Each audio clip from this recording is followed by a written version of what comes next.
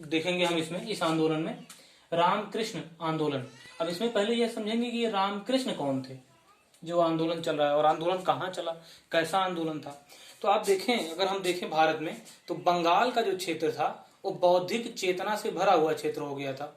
वहीं पर राजा राम मोहन राय यानी आधुनिक राष्ट्रवाद के जनक के रूप में, या आधुनिक भारत के जो पिता हैं, नौ जागरण के पिता हैं जो राजा राम मोहन राय, उनकी जो है पृष्ठभूमि रही है वहां पर। तो उसके कारण बंगाल में ब्रह्म समाज के कारण, राजा राम मोहन राय के प्रयासों के कारण, यंग बंगाल आंदोलन के कारण, देवेंद्र नाथ टैगोर, केशव चंद्र सेन जैसे लोगों के कारण बंगाल का जो क्षेत्र है वो बौद्धिक चेतना से भरा हुआ है। यानी वहां के लोग आधुनिक विचारों को जो है अपना रहे हैं। तो वहीं पर बाद में रामकृष्ण आंदोलन की शुरुआत हुई।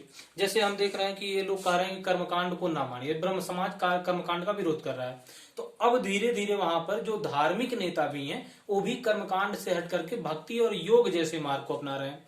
इन्हीं लोगों में से, यानी कि इन्हीं पुजारियों में से जो कर्मकांड के विरोधी थे, उन्हीं में से एक व्यक्ति हैं जिनका नाम है रामकृष्ण परमहंस। रामकृष्ण परमहंस। तो रामकृष्ण परमहंस जो थे, एक कलकत्ता में एक मंदिर था जिसका नाम था दक्षिणेश्वर। ये दक्षिणेश्वर काली मंदिर के पुजारी थे।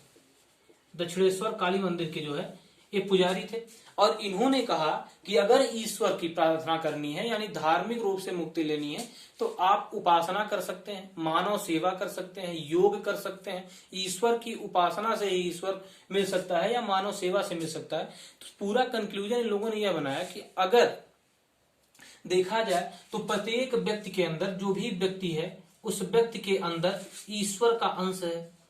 ईश्वर का अंश है, यानी व्यक्ति के अंदर ईश्वर का अंश है। और अगर किसी हिसाब से आप ईश्वर की सेवा करना चाहते हैं तो आप मानव मात्र की सेवा करें।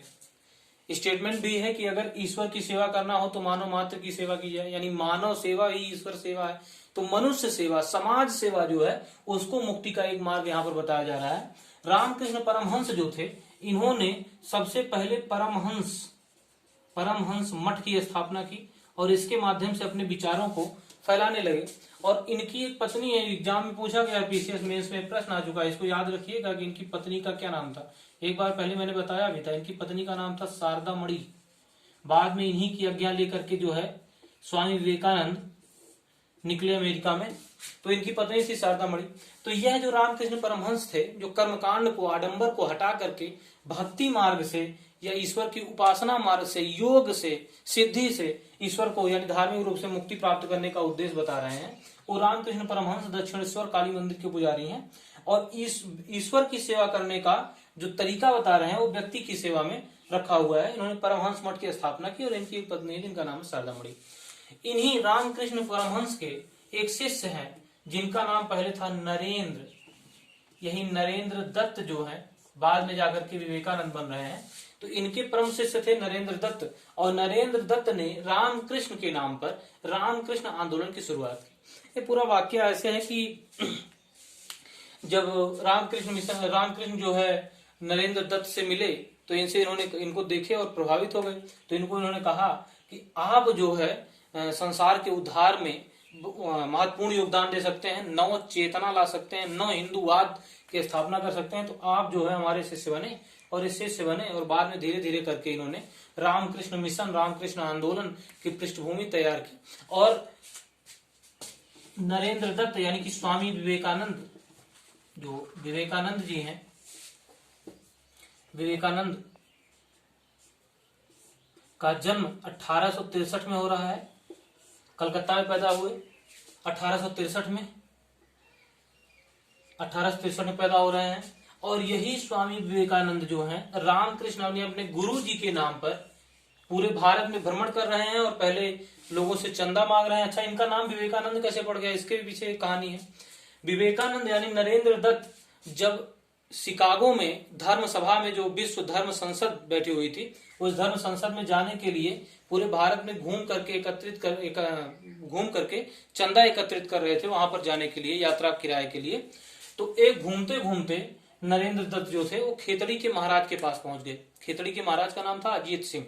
तो उनके पास पहुंचे, उन्होंने सहयोग भी दिया और उन्होंने कहा कि अगर अपना नाम आप नरेंद्र दत्त से हटा करके विवेकानंद जैसा रख लें तो एक हिंदू नाम, एक अच्छा नाम बन जाएगा। तो इन्होंने उन्हीं के सुझाव पर, यानी खेतड़ी के महाराज के सुझाव पर नरेंद्र दत्त ने अपना नाम बदल करके विवेकानंद रख लिया।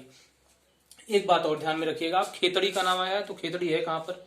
खेतड़ी आपको मिलेगा राजस्थान में। खेतड़ी का जो क्षेत्र है वो तांबे का क्षेत्र है। खेतड़ी से तांबा निकाला जा सकता है। आज भी अगर आपसे पूछा जाए कि तांबे का उत्पादन कहाँ से निकाला जाता है, तांबे का भंडार कहाँ पर है, तो खेतड़ी बताएं, राजस्थान बताएं।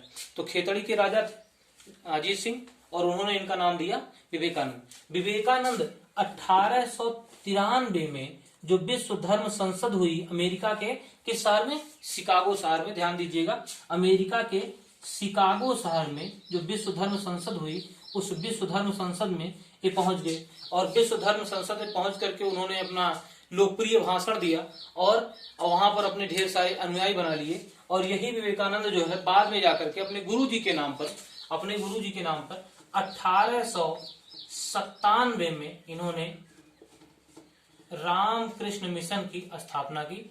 तो रामकृष्ण मिशन या रामकृष्ण आंदोलन जो है वो विवेकानंद जी के द्वारा चलाया गया है। रामकृष्ण मिशन था क्या?